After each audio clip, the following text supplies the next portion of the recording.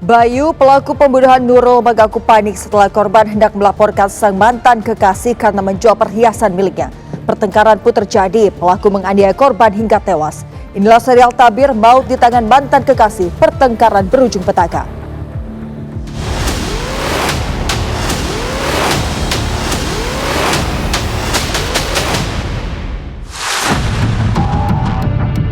Itu ditunggu sama mamanya sampai jam 12, sampai jam 2 itu tidak datang, ditelepon bosnya kenapa belum sampai di rumah.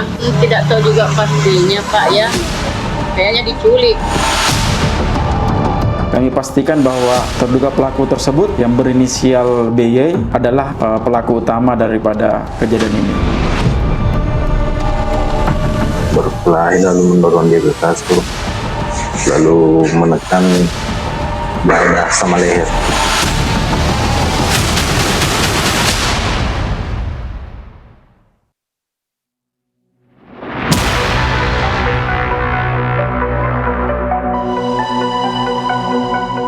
Bayu Andira, pemuda 25 tahun ini tega menghabisi nyawa mantan kekasihnya Nurul Iza. Padahal ketika masih berpacaran, hubungan keduanya baik-baik saja, tak ada pertengkaran. Namun di hari kejadian, Bayu mengaku panik saat korban mengancam akan melaporkannya ke polisi karena telah menjual perhiasan miliknya.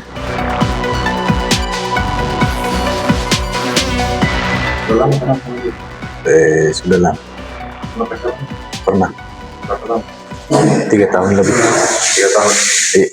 Tapi pada saat kejadian sudah putus. Sudah putus. Hanya selama ini baik-baik saja atau bagaimana sama korban? Baik-baik.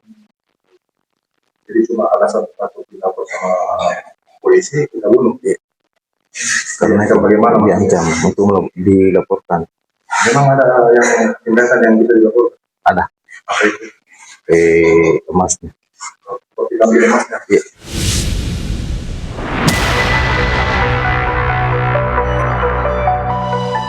Sungguh nahas, pertengkaran yang terjadi antara Bayu dan Nurul berujung pada aksi kekerasan hingga menghilangkan nyawa Nurul.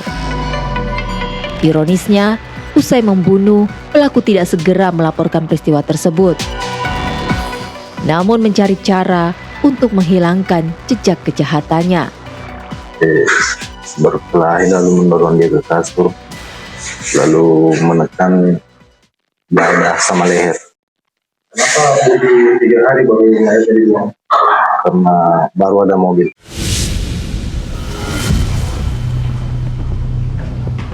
Sementara itu, petugas kepolisian menggambarkan bagaimana cara keji pelaku ketika menghabisi nyawa korban. Korban diketahui tewas akibat dianiaya, lalu dicekik hingga kehabisan nafas di sebuah kamar kos milik pelaku. Korbannya didorong sehingga korbannya itu terlentang di sini, terlentang dan dipukul menggunakan tangan, yaitu menggunakan siku ditindis sehingga terlihat pada saat pemeriksaan otopsi itu ada patah tulang pada bagian dada. Patah tulang pada bagian dada itu diperkirakan dari benang tumpul dan diperkirakan dari siku daripada tersangka. Setelah itu tersangka kemudian mencekik korban sehingga setelah memastikan bahwa korban telah meninggal dunia dan dilepas.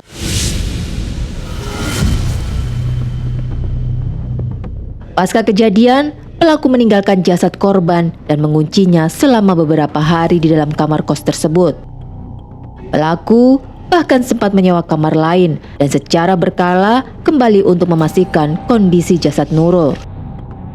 Tersangka mengunci pintu, kemudian membuka kamar baru. Membuka kamar ini kan posisinya ini kamar 4. Dia setelah terjadi kejadian itu dikunci pintunya, kemudian membuka kamar baru di kamar 6. Tersangka selama 3 hari itu, selama 3 hari itu dia hampir setiap hari selalu bolak-balik antara kamar 6 dan kamar 4 untuk memastikan apakah korban ini sudah berbau atau tidak.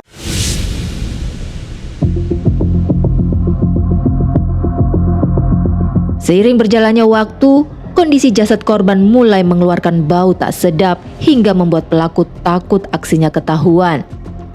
Pelaku yang menyadari hal itu akhirnya membungkus jasad korban dengan plastik dan memindahkannya ke lokasi lain.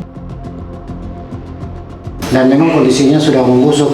Dan memang selama ini antara tanggal 7 dan tanggal 10 itu tersangka sengaja tidak langsung membuang karena memikirkan bagaimana solusinya terhadap mayat ini, mau diapakan mayat ini.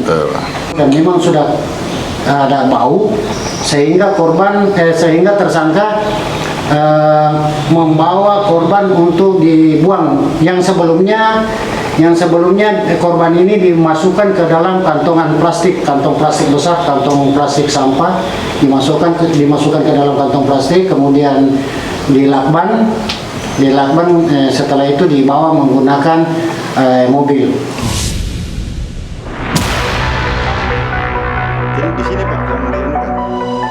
Peristiwa ini pun meninggalkan luka mendalam bagi pihak keluarga korban.